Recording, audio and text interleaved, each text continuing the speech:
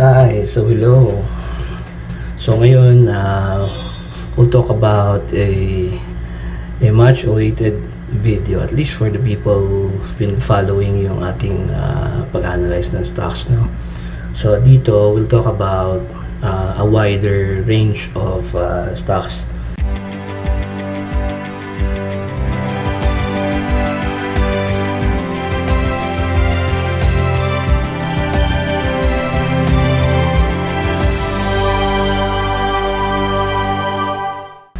Kasi dati pinipili natin yung blue chips. So now we will try to recommend beyond the blue chips and go for the class A stocks. So katulad nung dati, we are looking at the Pesobility web page, no? And I know this is not quite as good as, for example, Call Financial and Investograms, pero I think most people would like this because this is for free, no? It will be available for most people. Ayan, so ang ginawa ko lang doon is log into Possibility, and then meron doon part na you'll click the stocks, and then instead of blue chips, class A, actually pwede mo yung piliin yung all stocks dito no? Nidiscuss ko na to dati. And then if you want to sort by PE, click mo lang yung PE. Syempre, lalabas dyan yung negative, pinakamababa. So, you will avoid the negative. Syempre, kasi ang ibig sabihin lang naman ng negative, since price over earnings yan, yung price cannot be negative, yung earnings ang negative nun. So, meaning, loss siya. Okay? So, pipiliin mo dyan from the lowest, which is in this case, Greenergy Holdings. Again, one of the things na ating binibilin sa mga tao is huwag kayong bibili ng stocks na hindi nyo kilala. Kung hindi nyo kilala yung company, huwag kayo mag-pretend na kilala nyo siya. So yung first filter is really stick on the companies that you know, and those companies that you believe will be here beyond 10 years from now, 15 years from now, 20 years from now, kasi long term nga yung approach natin. So again, pag nagtingin ka sa blue chips, 30 lang to, no? And then click mo yung PE just to know ano kaya ang median PE natin. Pag sinabing median, ito yung gitnang PE. So there are 30 stocks, right? So bibilang tayo from the lowest pataas. So the 15th and the 16th will be the median PE. So ito yung 30th, 29, 28, 27, 26, 25, 24, 23, 22, 21, 20, 19, 18, 17, 16. Okay? And 15. So the median will be the middle, or yung average sa itong dalawang to, yung 12.142 sa 12.555. So that means about 12.3. Yan ang ating median PE ngayon. So relatively speaking, lahat ng below 12.3, which is itong mga to, lahat yan ay cheap stocks to buy. Ngayon, cheap stocks to buy kasi considering the price that it is trading now and the earnings that it has posted. Again, ang disclaimer dyan is that pag tumingin ka sa ibang site, iba din ang nakalagay sa kanila. Sometimes nakatingin sila sa forward PE, sometimes yung trading 12 months. So iba-iba yung treatment niya, but more or less you will still be given the same, at least sa pinaka average, lahat halos ng mga stocks na makikita mo dito, more or less sila din yon, iba-iba lang yung numbers, no? Kaya nga magandang after nabigyan ka ng listahan, i-verify mo rin siya, right? So yon. So first, tingnan natin ito. So kung ito blue chips ang hinahanap natin, ito yon, no? But sabi natin class A stocks tayo. So tandaan natin yung number na 12.3. Medyo mababa yan. Kasi it used to be that ang ating median, at least the average nga na PE is about 16, no? 16 to 17. So ngayon, ang PE natin dito ng mga Class A stocks, ito yung pinakamababa, no? I don't know how many stocks are in this list, no? You can verify that on your own. Pero yung 16 banda rito. So let's just put it at, below 16, pwede natin consider. So kung ganun yung idea natin, the Ayala Corp will be part of the stocks that you can buy. Imagine, 15.9 times lang siya PE. Right? So is Petron. Meralco is also cheap. Philodril Corporation, if you know that, oil yan. Bank of the Philippine Islands, of course, Banco, RFM, PLDT, Globe, Telecom, Aboitiz Equities Ventures, EEV, Robinsons Land Corporations, Aboitiz Power, BDO, Security Bank, Bloomberry Resorts, Metropolitan Bank, Empire Island, Mega World, DMCI, GT Cap, Manila Water, China Banking Corporation, First Gen, RCBC, LT Group, Metro Pacific Investment, MPI, Bell Corporations, PB Bank, Union Bank of the Philippines, Alliance Global, okay, Simirara Power, Mining and Power, Vista Land, and Livescapes, Shang Properties, Shangri-La, di ba? Century Properties Group, PNB, and then East West Banking Corporation. So ngayon, wala na si LT Group sa cheapest, no? Kasi tumaas ang presyo na niya eh. Now, ang nasa pinakamababa natin ngayon is East West Bank and PNB. So let's look at those companies. So lilipat lang tayo ng site. Ito, punta tayo sa, okay, so this is in Bloomberg. Ngayon, titignan natin yung East West. So kung naka-save na sa inyo yan, ilagay nyo siya sa inyong folder or something. Sa akin, nasa stock market folder yan. Okay? Tapos, di ba, PLDT itong tinignan natin, no? So, pwede nyo i-click yan.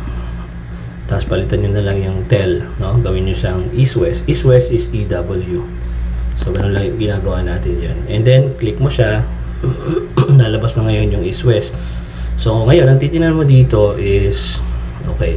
So, ang unang-una na makikita mo dyan is yung price na ngayon, which is 11.48 pesos. Down 1.2% last, yesterday. And yeah, tayo sa East West. So first of all, we'll go to yung pinaka cheapest price, which is East West. No? Sige, tingnan natin sa ating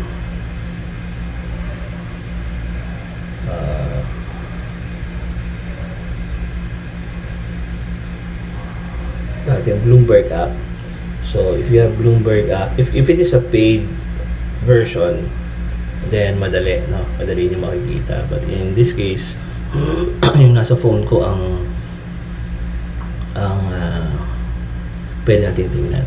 So right now, ang East West Bank is at 11.48.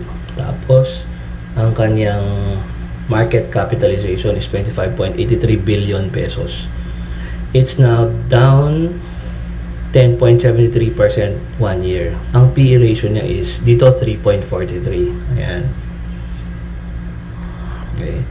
So, ang gagawin mo lang natin yan, titignan natin yung financials, kung ang East West nga ba ay maganda yung kanyang income, tapos yung balance sheet niya, tingnan natin yung liabilities. Although in this case, syempre, bangko to, so maliit lang syempre ang debt to asset niyan. In fact, meaningless na nga ang debt to asset pag sa bangko. Okay, kasi syempre bangko talaga is lahat ng deposits niyan is considered to be debt. Ngayon, ang consideration is on a quarterly basis, bumaba yung profit margin ni East West from 25%. Okay naman kasi at least income pa rin. 25% to about 17.7%. Yan. Key stats. Biro mo, 12% lang siya ng PE ng PSEI, considering, that it is a bank. PNB, tignan natin ang PNB. Ang PNB ngayon is at 30.3%. 30.3 pesos. Okay, ang PNB ay hawak din ni Lusiotan ngayon, second to the last. PE ratio niya is 6.6. So again, as I said, iba-iba sila ng binibigay na price na PE ratio. So ang 1 year return niya is 15.4%.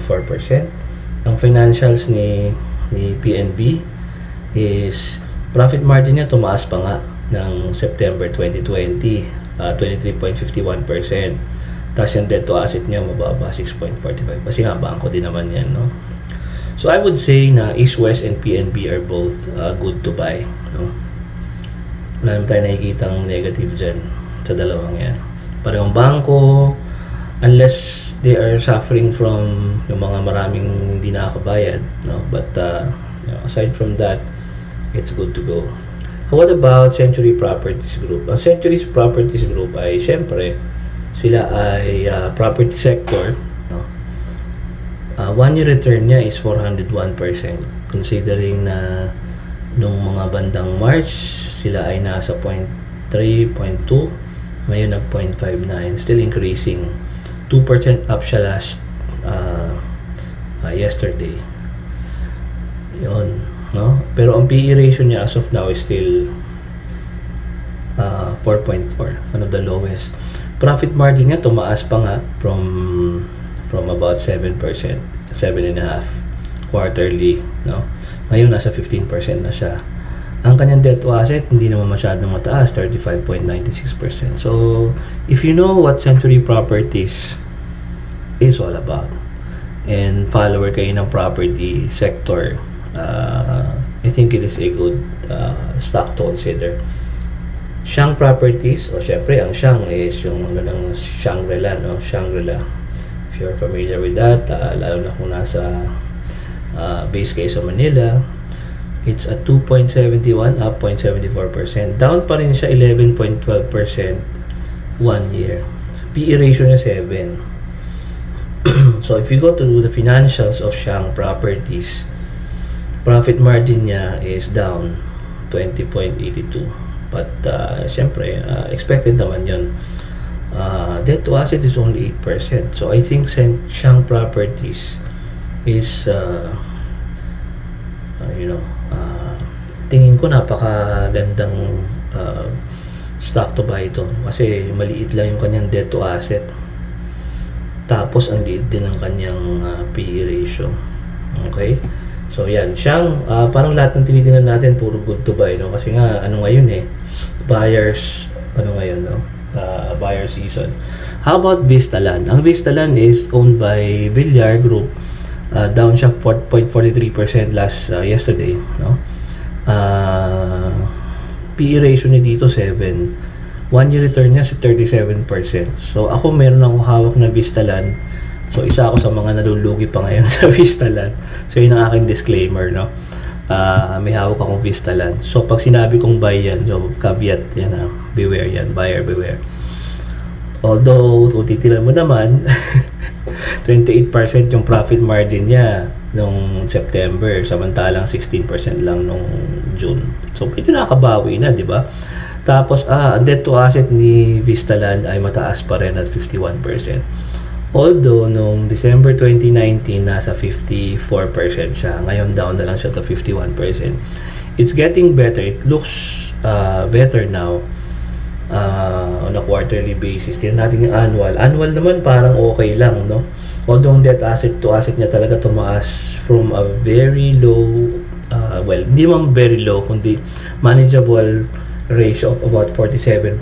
Ngayon, nasa 54, almost 54% last 2019. Ngayon naman, bumababa na, no? Pero, mahirap kasi magkaroon ng napakadaming utang ngayon sa season na to, na cash is king nga, di ba? So, pag ikaw nagbabayad ng utang, medyo ano yun.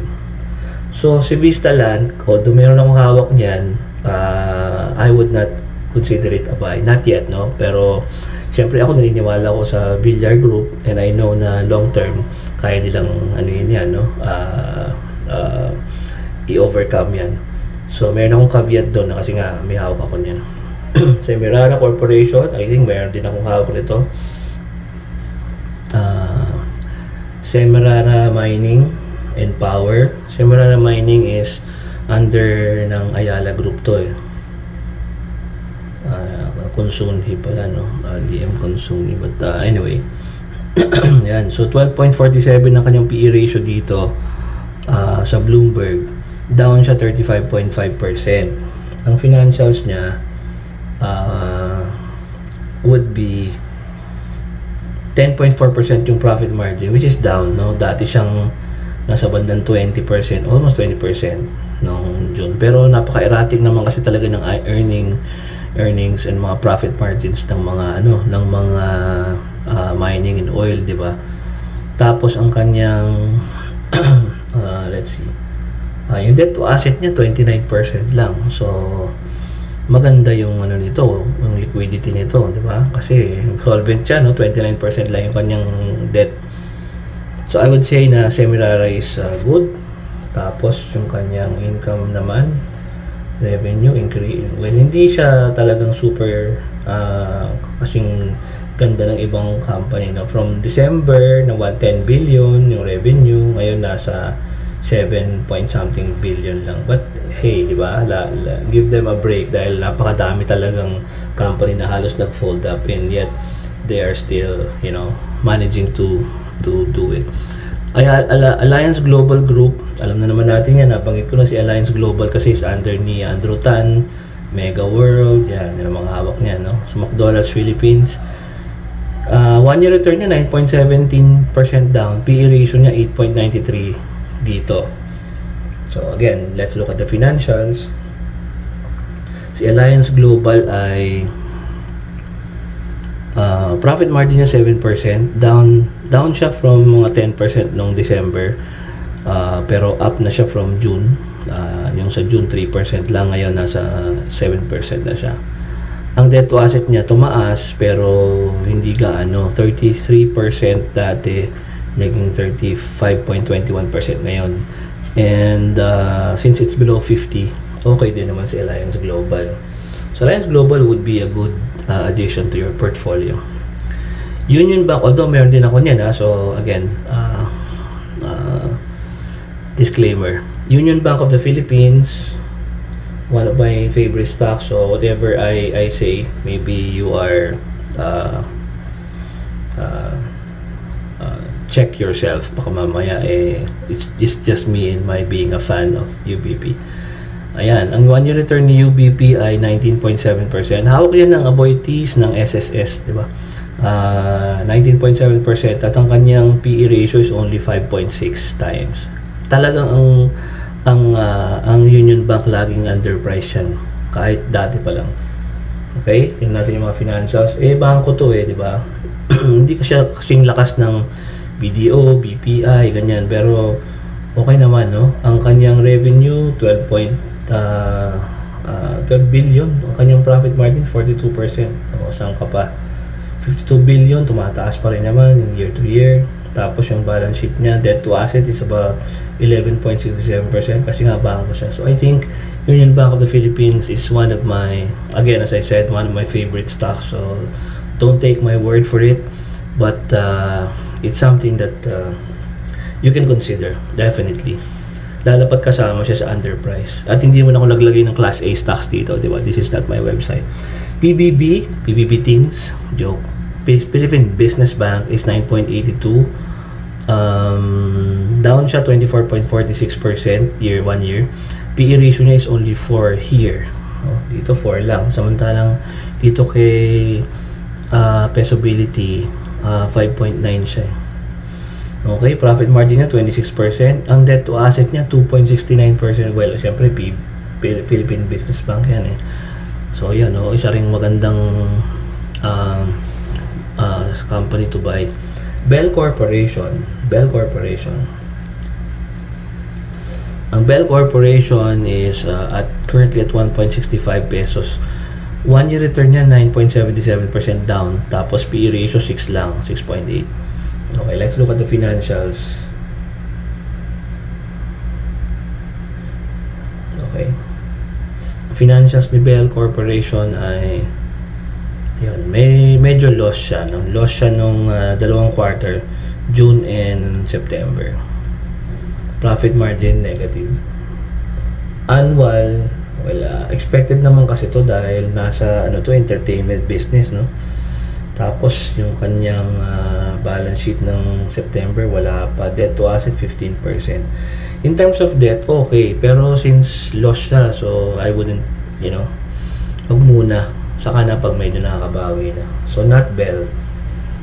MPI, MPI is Metro Pacific. Kung fan kayo ni Manny Pangilinan, di kunin niyo yan. Pero pag galit kayo sa NLEX, sa Maynilad, medyo apektado ang iyong pag-analyze nito. So Metro Pacific naman, 1-year return niya is 28.35%. Dito negative ang kanyang PE ratio. I think may problema to sa quarterly income, no. Hindi naman, 12.81% naman yung profit margin. Tapos yung debt to asset niya medyo mataas, 41%. There would be better stocks, I think. So I would skip on Metro Pacific because I don't know why it's negative yung kanyang PE ratio. So maybe not. LT Group, LTG is Lushotan Group. The Lushotan Group, 13.5. Ang laki na ng tinaas ni Lushotan in such a short period of time. 7 lang yan o 6 at inuuna natin siyang sabihin na bilhin, no? Now nagdoble na siya. Tapos ang kanyang PE ratio is only 5.96 dito. So medyo mababa pa siya compared to the rest.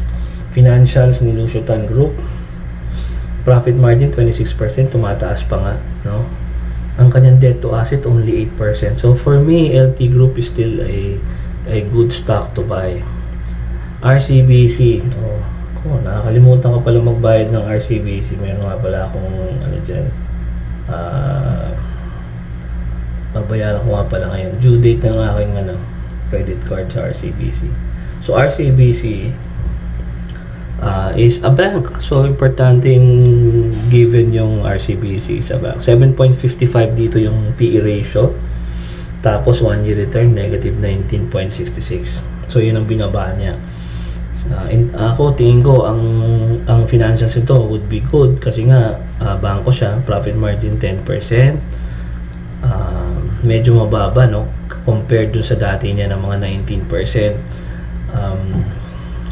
Debt to asset, syempre walang meaning ang debt dito dahil ito ay bangko. So again, RCBC in terms of profit margin siya medyo kulang, no? Pero again, for me, one of my most favorite stock din yan kasi lagi itong underpriced so bibilin mo yan and then hold mo siya for a long time. Ayan. First Gen Corporation is part of the Lopez Group. So kung medyo kayo sa Lopez at tingin nyo ay under attack siya, so medyo you will shy away from First Gen. First Gen is at 27.8, 6.6 lang yung PE ratio niya rito, 15% yung annual return, yung 1-year return niya.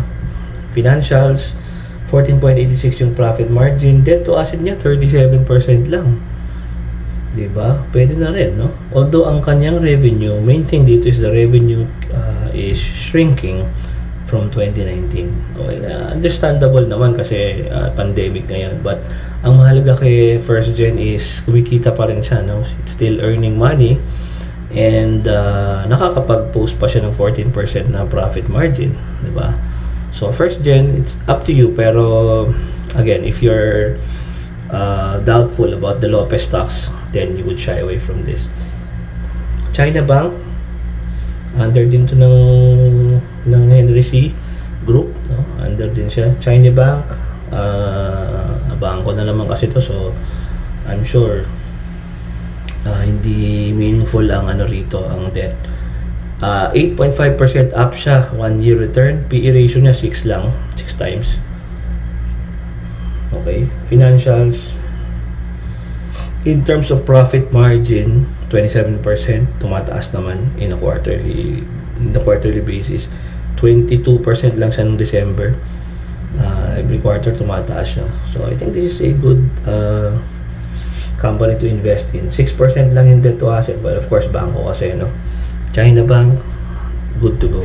Manila Water, yan. Disclaimer again, meron tayong Manila Water na hawak kasi nga utility yan. Tingnan natin, alam ko maraming galit sa Manila Water. 15.52, down lang siya ng 4.79%. PE ratio niya is 10.56 times. Dito malaki na, no? I mean, not as high as the market. Pero compared to sa mga lower price stocks, medyo mataas na ng konti si Manila Water. Financials, profit margin 13%, down siya from about 23-24%. So yun ang main idea rito, main concern, mababa yung profit margin. Tapos yung debt to asset niya rin pala mataas. Ayun, yun ang problema ni Manila Water. So I wouldn't recommend it because of the debt to asset, 55%.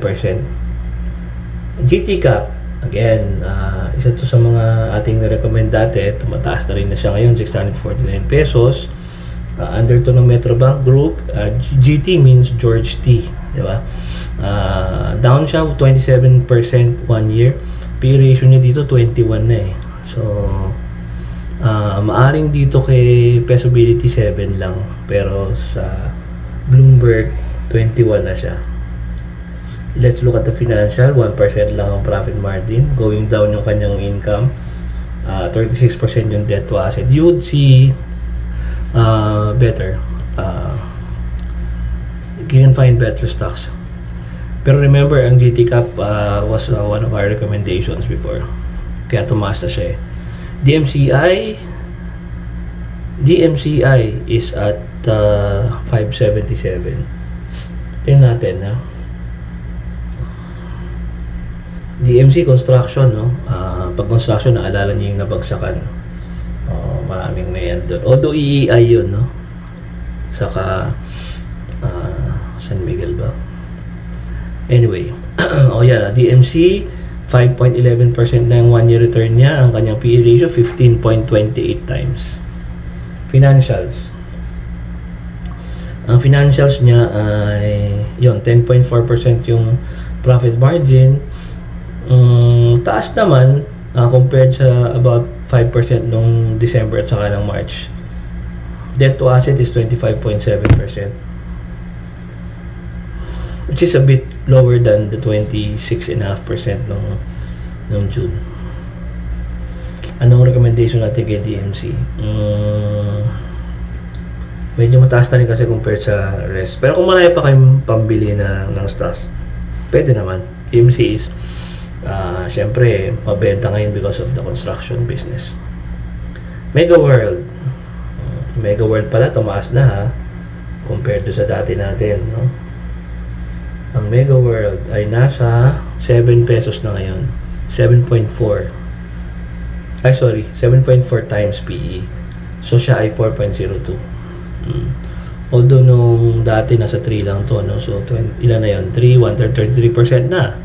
Ang tinataas niya. PE ratio is about 10.4 dito, no? Ang financials niya would be anong magiging concern kay Mega World? Decreasing profit margin, 24%, dating 28%. Ang income naman okay lang. Ang kanyang debt to asset is 23%. So, yeah, Mega World is still okay, I think. What else?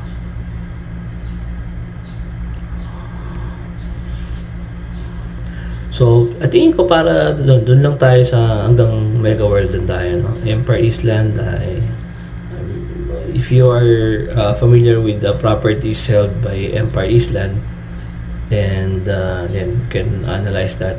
How about Metrobank? Metrobank is 8.173 times PE. Siguro make that our last analysis for today, at least for the week. Metrobank,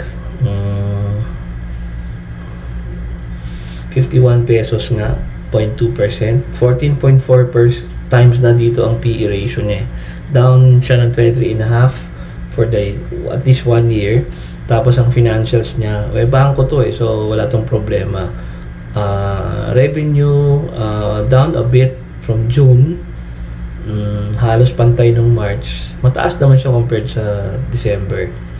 6.26% yung profit margin. Net income is 1.9. Yun, medyo decreasing yung net income from 2019 December. Compared doon, mababa siya ngayon. I think not even half. Tapos, ang kanyang debt to asset is 8.5%. So kung pure income ang tinitingnan nyo, hindi pa masyadong show si Metrobank ng resiliency, but syempre bangko yan, so presumably kaya niyang ma-weather yung storm na to. Yeah, so that's it. Let me know kung anong stocks na gusto nyong tingnan natin, lalo na sa finance, sa may fundamental side. Alright, so tinitingnan lang natin dyan yung, again, ulit natin, no? Yung lowest PE sa pack, there's a pack of stocks. And you're choosing the lowest PE kasi more or less yun yung pinaka low price compared to kanilang earnings. Thus, you're free to skip those companies or stocks that you don't believe in, that you don't really know the products of, you don't know their products. Tapos tingnan nyo na lang yung mga companies na naniniwala kayo. So sinabi ko na yung mga take ko sa mga companies, ilan lang ang hindi nag-qualify kasi I think lahat ng stocks ngayon ay low price, although ang problem ay yung earnings. Ako, I skip the earnings part because I know that unusual naman talaga in times, and eventually it will be able to makabawi. It will be able to, the companies will be able to recover past yung kanilang mga previous poor performance. So yeah, that's it. Thank you very much for watching. See you next video. Don't forget to like, comment, subscribe. Bye.